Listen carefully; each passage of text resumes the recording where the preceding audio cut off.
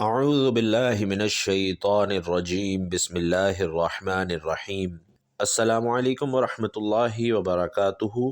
ناظرین، صبح ناشتے میں نہار منہ قرآن مجید کی یہ آیت پڑھ لیں، جسم کے ریشے ریشے سے ہر بیماری کا خاتمہ ہو جائے گا، موت کے علاوہ ہر بیماری سے انشاءاللہ فوری شفا حاصل ہوگی۔ ناظرین کرام، جسمانی بیماریوں کا شافی علاج آج جان لیجئے۔ اس ویڈیو میں مقدس کتاب قرآن مجید کی ایک آسان سی اور مشہور و معروف آیت کا عمل آپ کو بتانے لگا ہوں۔ صبح اٹھ کر خالی پیٹ آپ نے اس عمل کو کرنا ہے۔ اللہ نے چاہا تو اس عمل سے جسم کی ہر بیماری ختم ہو جائے گی، چاہے وہ بیماری چھوٹی سے چھوٹی ہو یا بڑی سے بڑی ہو۔ یعنی ویڈیو میں آپ کو جسم کی اندرونی بیرونی بیماریوں کا قرآن پاک سے آزمایا ہوا روحانی علاج بتایا جا رہا ہے، اور اس عمل کو غیر مسلم بھی مانتے ہیں۔ ناظرین، اگر آپ بیماری کا علاج کروا کر تھک چکے ہیں اور وہ بیماری ختم ہونے کا نام نہیں لے رہی، تو صبح خالی پیٹ آپ نے یہ قدرتی عمل کرنا ہے۔ یہ عمل خود مریض بھی پڑھ سکتا ہے، خود پڑھے، اور اگر خود اس آیت کی تلاوت نہیں کر سکتا تو گھر کا کوئی اور فرد اس آیت کو پڑھ کر مریض پر دم کر دے یا پانی پر دم کر کے مریض کو پلا دے۔ انشاءاللہ اس عمل کی برکت سے جسم کے باہر کی ہر بیماری اور جسم کے اندر کی تمام بیماریاں ختم ہو جائیں گی۔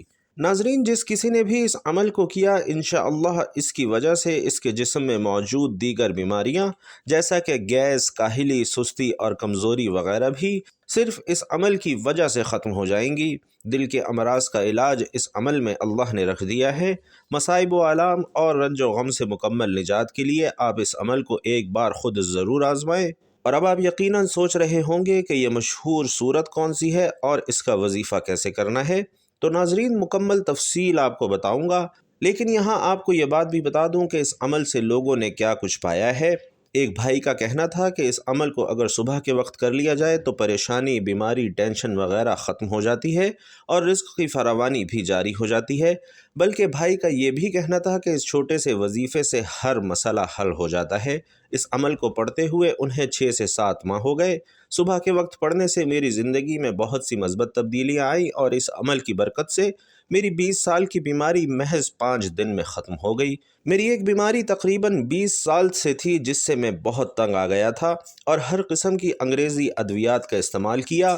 وقتی آرام آ جاتا تھا لیکن مکمل سکون نہ آتا۔ ہر آدمی کے ساتھ اپنی بیماری کا ذکر کرتا تھا۔ ایک دن میرا ایک دوست جو حافظ قرآن ہے اور جس کا نام حافظ حسن ہے، اور وہ آپ کے چینل سے بہت عرصے سے وابستہ ہے اور آپ کو ذاتی طور پر جانتا ہے، اس نے مجھے آپ کے چینل کا بتایا۔ تو آپ کے چینل پر میں نے اور ویڈیوز دیکھیں اور اس عمل کا آپ سے پوچھا۔ میں بہت شکر گزار ہوں کہ آپ کے اس وظیفے کی برکت سے 20 سال کی بیماری ختم ہوئی، اور سر، آپ کی زندگی میں اللہ پاک خوشیاں بھر کر ڈالے۔ میری اہلیہ آج بھی جولیاں اٹھا اٹھا کر آپ کو دعائیں دیتی ہیں۔ تو ناظرین، وظیفہ نوٹ کر لیں کہ آج کا یہ خاص عمل قرآن مجید کی عظیم سورہ مبارکہ سورۃ الفاتحہ کا وظیفہ ہے۔ آپ نے اس سورت کا وظیفہ کیسے کرنا ہے، آپ نے سورۃ الفاتحہ کو کب، کیسے اور کتنی مرتبہ پڑھنا ہے، یہ سب میں آپ کو بتا رہا ہوں۔ غور سے سن لیجئے اور یاد رکھیں، قرآن کریم ہر بیماری کے لیے نسخہ شفا ہے۔ قرآن پاک خود مریض کو پڑھنا چاہیے، اور جدید تحقیق سے ثابت ہے کہ مریض پر سب سے زیادہ اثر خود اس کی اپنی آواز کا ہوتا ہے۔ اللہ تعالیٰ نے قرآن پاک کی آیتوں میں ایسی شفا رکھی ہے کہ کوئی بھی مریض قرآن پاک کی تلاوت کرتا ہے تو صحت یاب ہو جاتا ہے۔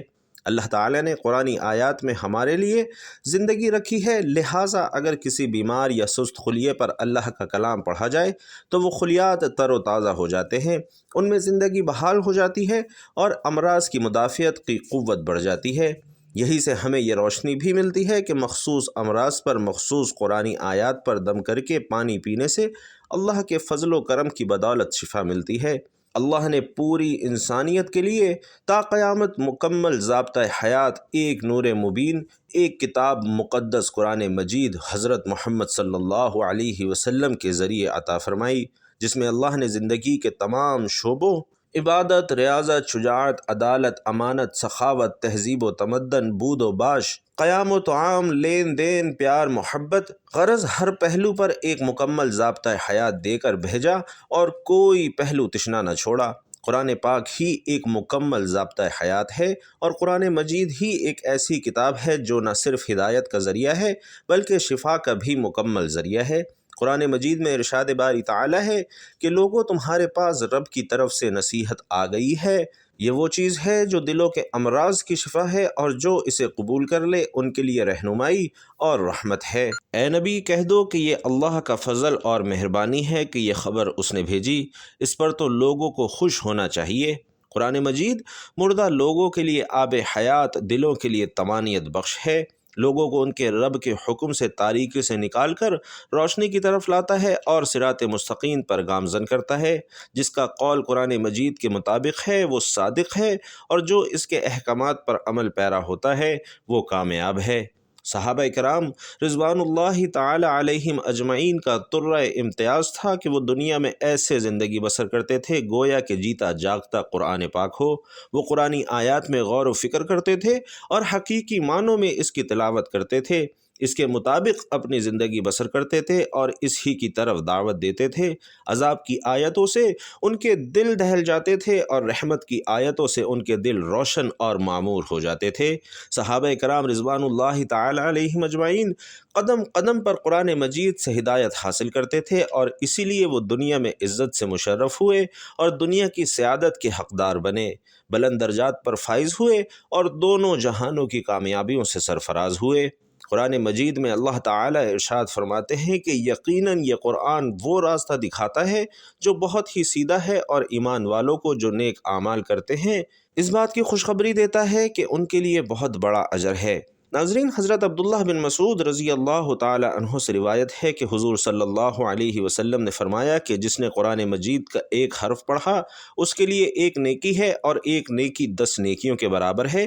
اور میں یہ نہیں کہتا کہ الف لام میم ایک حرف ہے، بلکہ الف ایک حرف، لام ایک حرف اور میم ایک حرف ہے۔ حضور نبی کریم صلی اللہ علیہ وسلم نے فرمایا کہ صاحب قرآن سے کہا جائے گا کہ قرآن پڑھتے جاؤ اور درجات پر چڑھتے جاؤ، اور اس ترتیب سے پڑھو جس طرح دنیا میں پڑھا کرتے تھے، بے شک تمہارا مقام وہاں ہوگا جہاں پر تمہارا پڑھنا ختم ہو جائے گا۔ ناظرین، اللہ ایک ہے، روز ازل سے ایک ہے، تا ابد ایک رہے گا۔ سچائی ایک حقیقت ہے، ازل اور ابد تک رہے گی۔ جھوٹ ایک لعنت ہے، ازل سے ہے اور ابد تک رہے گا۔ انسانیت کی قدر و منزلت ازل سے مسلم ہے اور ابد تک مسلم رہے گی، اور اسی طرح انسانیت سے متعلق ہر شعبہ زندگی کے لازوال اصول ازل سے ہیں اور ابد تک رہیں گے، اور انہی اصولوں کا امین قرآن پاک ہے، اس لیے کہ اس میں بیان کردہ ابد تک حقیقت ہی رہیں گے، نہ ان میں ترمیم کی ضرورت ہوگی اور نہ اضافے کی ضرورت ہوگی۔ اس مکمل قانون کو لے کر آنے والے حامل وحی نبی محیط انوار خداوندی حضرت محمد صلی اللہ علیہ وسلم ہیں، اور ان کی ذات گرامی بھی اسی طرح تا ابد ایک ہی رہے گی۔ اس کو سمجھنے، اس کو پرکھنے اور اس کو حرز جا بنانے کا جو انداز آپ نے سکھا دیا ہے ابد تک وہی رہے گا۔ ان کی دی ہوئی روشنی انہی کی دی ہوئی روشنی میں سے ہے، قرآن پاک کے بعد کوئی کتاب اس کا مقام نہیں لے سکتی، اور اس کے لانے والے کی جگہ کسی دوسرے کو نہ کھڑا کیا جا سکتا ہے۔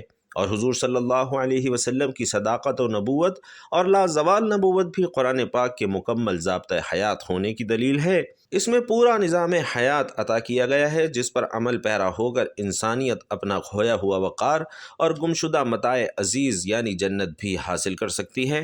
ناظرین، قرآن راہ نجات اور ہمارے تمام دکھوں کا متاوا ہے۔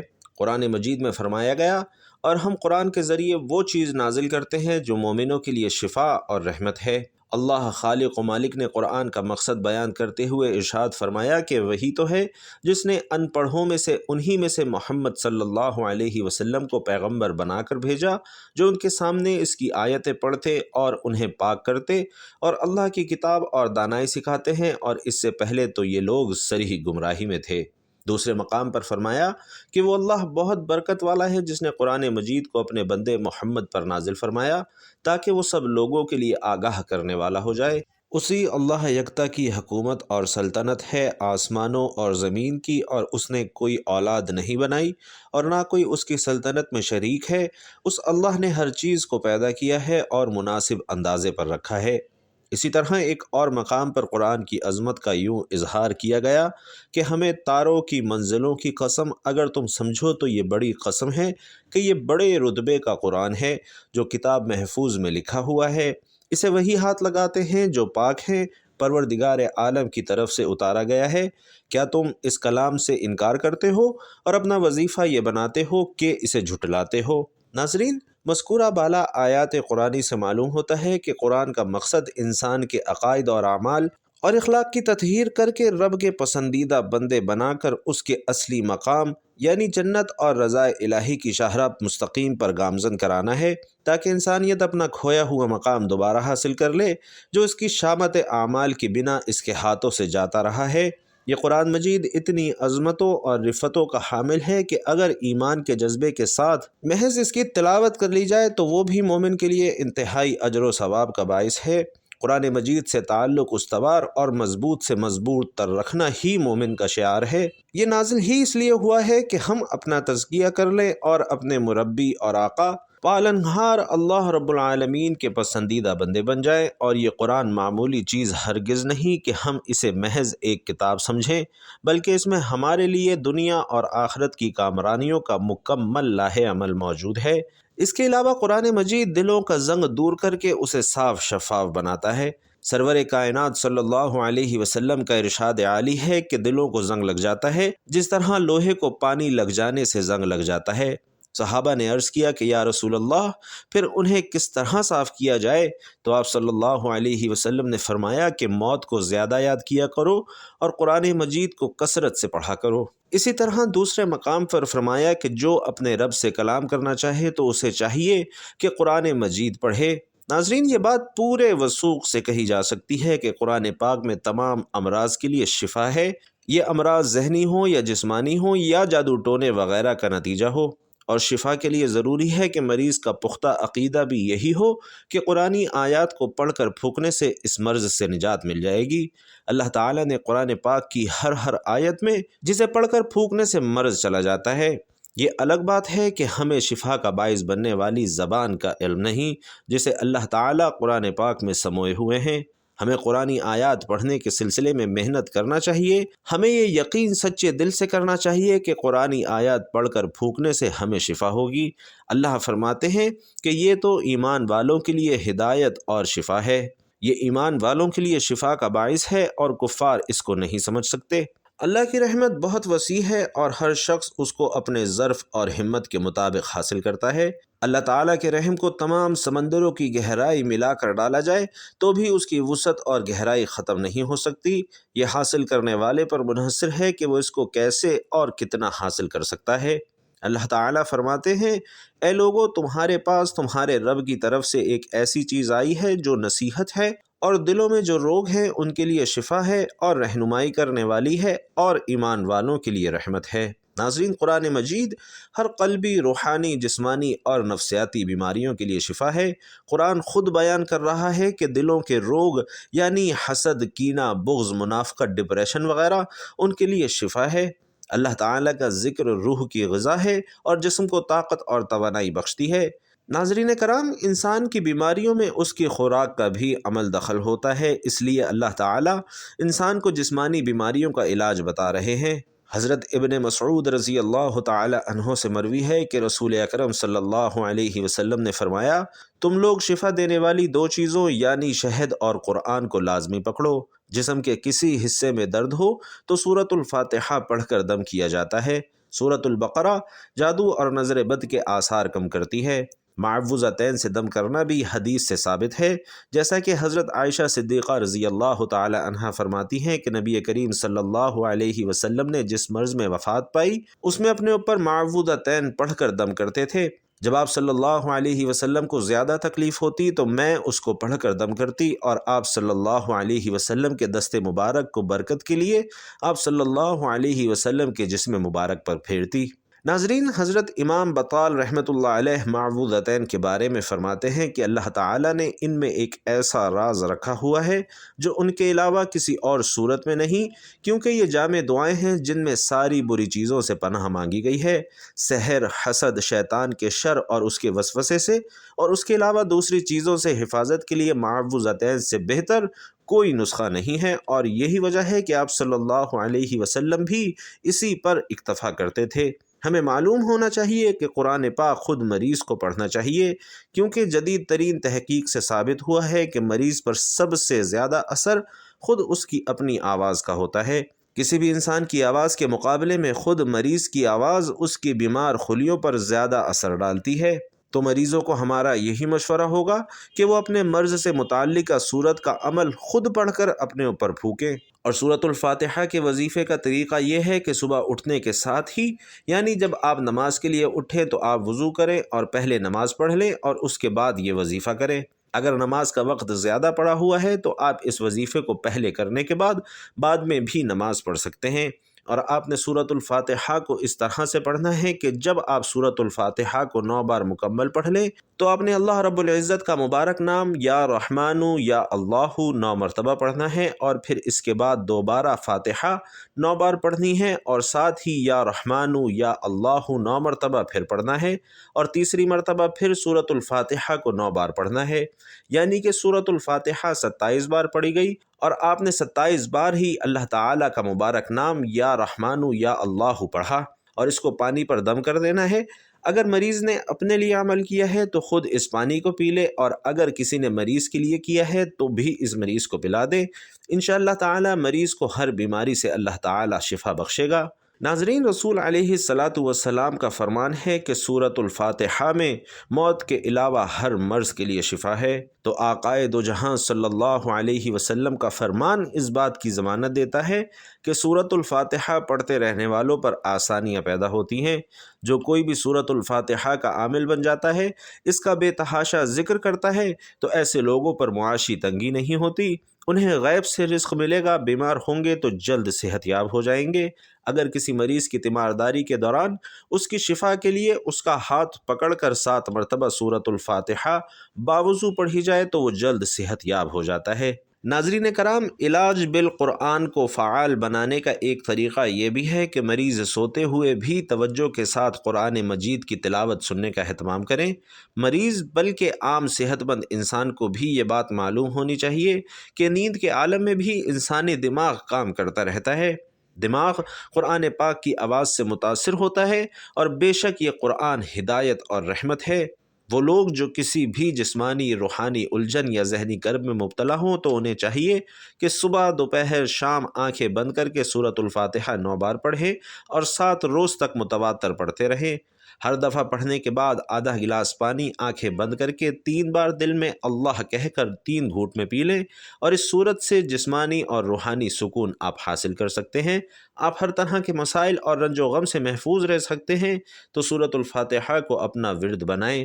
ہماری اللہ پاک سے دعا ہے کہ اللہ پاک ہم سب کو صحت، عافیت اور سلامتی عطا فرمائے، آمین یا رب العالمین۔ ناظرین، آخر میں آپ سے گزارش ہے کہ اللہ تعالیٰ کے 99 ناموں میں سے کوئی بھی ایک نام کمنٹ باکس میں لکھ کر ضرور شیئر کیجیے گا۔ اللہ تعالیٰ ہم سب کا حامی و ناصر ہو، آمین۔ السلام علیکم ورحمۃ اللہ وبرکاتہ۔